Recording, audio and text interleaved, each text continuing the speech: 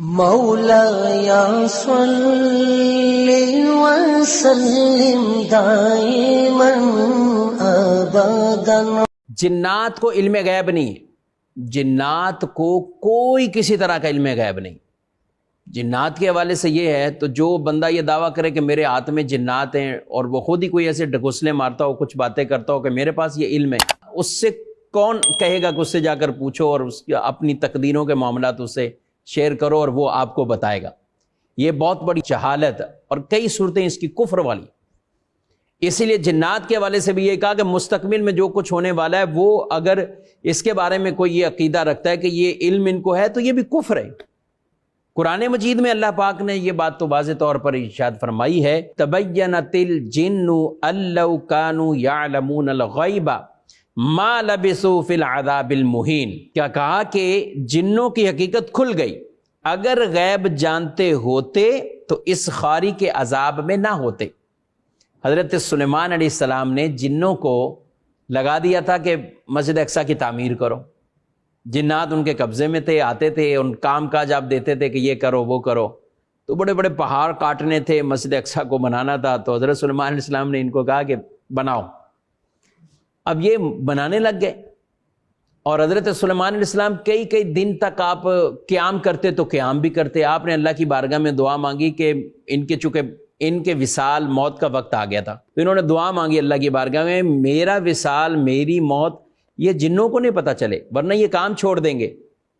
تو ایک عصا ڈنڈا لیا، اس پر انہوں نے ٹیک لگائی اور یہ قیام کی حالت میں تھے، نماز پڑھ رہے ہیں قیام کی حالت میں، اسی حالت میں ان کی روح نکال لی گئی، یعنی یہ وصال فرما گئے، لیکن یہ قیام میں کھڑے رہے اور یہ کئی عرصے تک ایسا رہا کہ آپ کھڑے رہے، آپ کا جسم مبارک، اور جنات یہ ڈر کر کام کرتے رہے، پوری وہ دیواریں بناؤ، مسجد اقصی کی تعمیر کرو، جنات لگے رہے۔ لیکن ایک دن پھر ایسا ہوا کہ وہ جو لکڑی جس سے آپ نے ٹیک لگائی ہوئی تھی، تو اس لکڑی کو دیمک نے کھا لیا،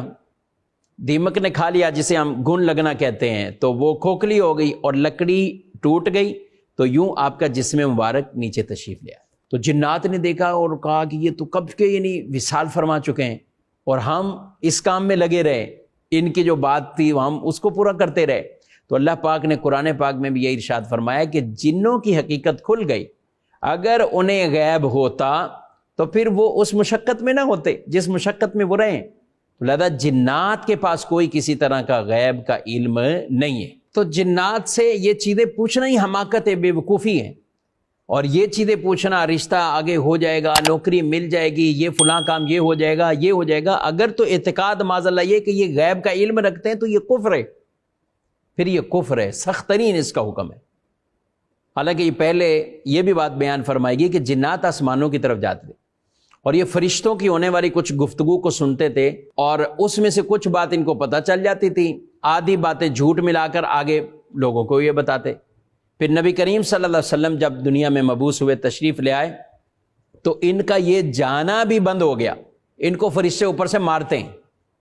اور وہ دروازہ ہی ان کا اوپر جانے والا بند ہو گیا۔ تو بہرحال حکم خلاصہ کلام یہی ہے کہ یہ پوچھنا، یہ ان سے مستقبل کی خبریں پوچھنا، ایسا کچھ غیب کے بارے میں پوچھنا یہ حرام ہے۔ غیب کا علم رکھنے کا کوئی عقیدہ ان کے بارے میں، جنات کے بارے میں رکھے تو یہ کفر ہے۔